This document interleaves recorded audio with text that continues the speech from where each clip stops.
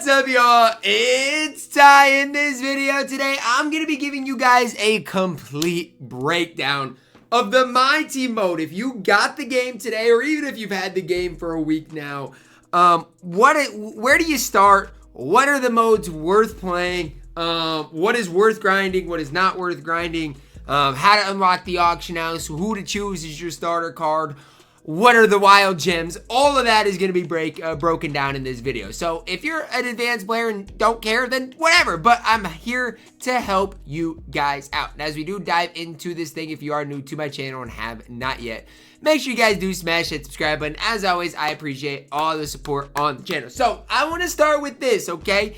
With the starter card, there are plenty of different options for you guys. I'm just going to name some of the better ones, and you guys can go from there. I don't mind Ronnie Cycli. I really like Derek McKee. He's the guy I chose, so I would recommend choosing the Pacers. Some other options for you guys to maybe look at here that are really good. PJ Brown is a really good starter card, so if you want to do the Pelicans, that is fine as well. Those are the main starter cards that I would look at for you guys. Now, after you choose your starter pack, the next thing I would really focus on is unlocking the auction house. Now, how do you do that? You got to get to gold rep, which is super easy to do. Now, here's the deal.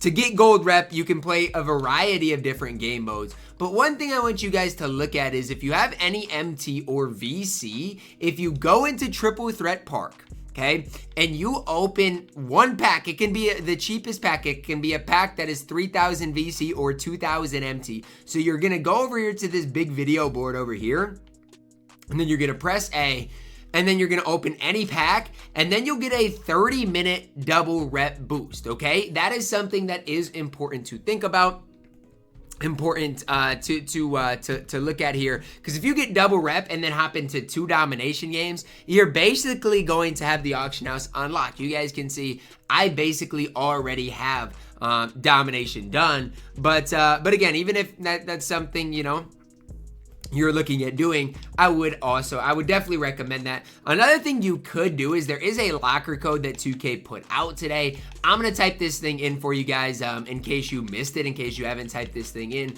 I would definitely type in this locker code. Now, what is this locker code going to do?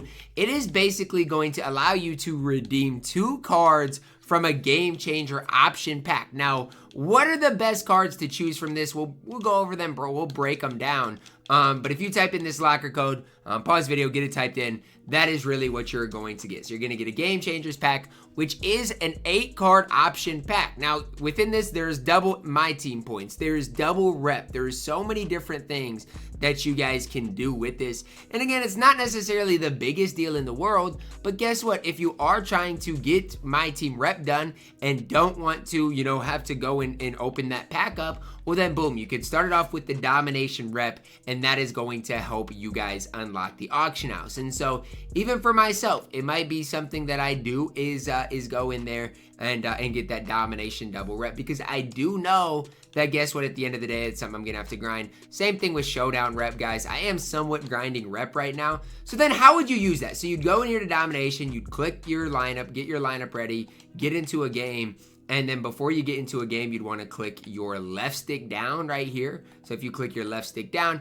then you can go into the domination, get the double rep for the gameplay. So that's just another way to get double rep if you are trying to unlock the auction house. Once you unlock the auction house, it opens up so many different opportunities, so many different chances for you guys to do, you know, anything, whether it's, you know, start building your team, whether it's sniping, whatever you may, you know, want to get done within this game. Unlocking the auction house is really the first thing, not the first thing, but one of the most important things that you guys can obviously do. After that, guys, after you do that, I would really start grinding out your game on 10 box, right? This is something I would grind every week. Score 40 points to the player in a game, easy.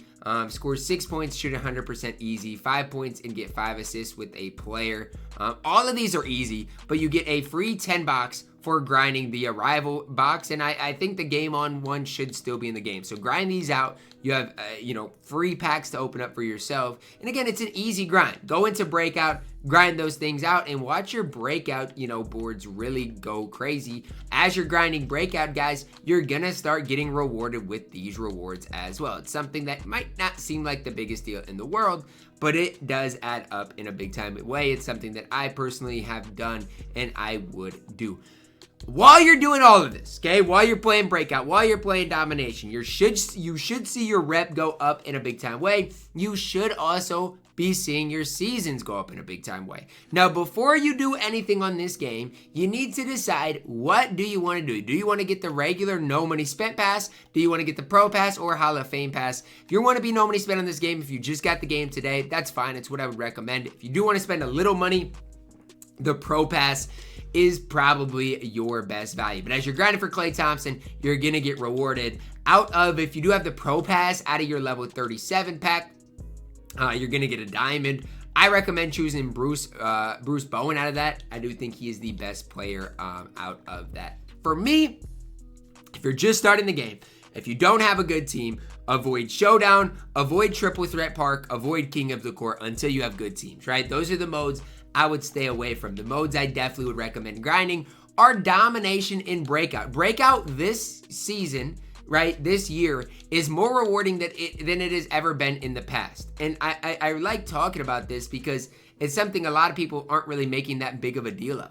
Breakout is so rewarding this year compared to years past. You get through games way faster. The boards are way better, and it is just definitely something that I would recommend you guys doing. So it is something that I've slowly grinded through is Breakout, and again, the rewards are pretty solid. I think right now there was DeMarcus Cousins in week 1 on boards. Right now there is Chris Paul on boards as well.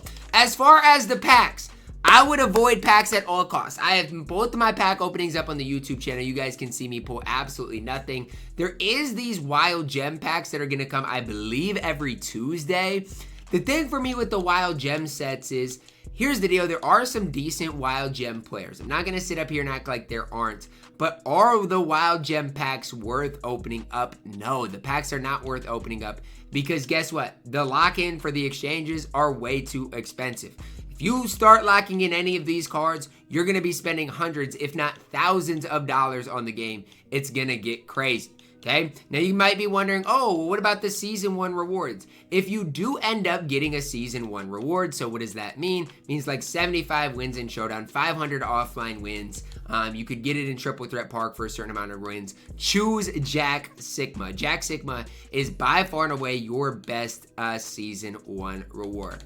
Another thing I want you guys to think about is anytime you get a certain amount of cards or any cards that you guys could, see as having some sort of value, make sure you list them on the auction house. Today, price probably will be somewhat cheap, but overall, the more cards that you guys list, the more MT you get, the better off you are going to be. Don't let these cards just sit in your collection. Make some MT off of them. Have them provide some solid value for you guys is something that I definitely would recommend for you guys out there. So just kind of some quick tips and tricks to hopefully help you guys out if you are, just starting the grind today. I'd recommend Domination. First and foremost, Domination is super easy. Pascal Siakam is really good, and you're going to get a lot of MT as well as a diamond card from that. You guys can see the team I've basically built in a week. I have spent some money, but look at everybody that's unsellable. Klay, Bruce Bowen, DeMarcus Cousins, Jack Sikma, even Kwame Brown, he came from Domination. These are cards that I got for literally free that you guys could go and get as well. Same thing with Kyle Lowry, Sam Cassell from the Ascension. So don't think you've got to spend a bunch of money on this game.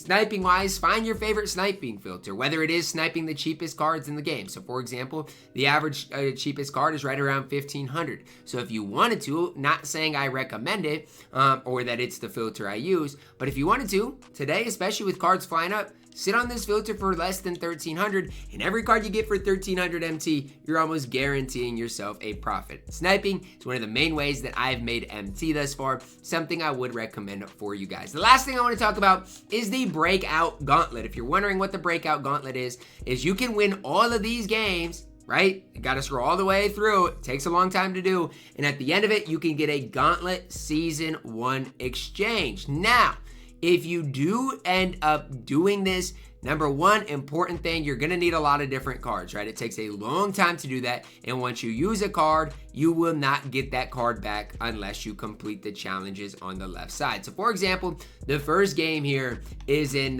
triple threat. If I complete the challenge, which is 5 defensive rebounds, I could get one of these 3 cards back. The other cards are gone for this run. I will not get the cards back. Is Breakout Gauntlet worth it? I would say only if you have 300 to 400 cards to start. Otherwise, it's not really worth it. Try to build your squad up before taking on the Breakout Gauntlet. Although, probably is your easiest way to earn a Season 1 event card. That is really going to wrap it up for my video today. You guys can let me know your thoughts on it down below in the comments. How do you guys ultimately feel about the game, especially early on?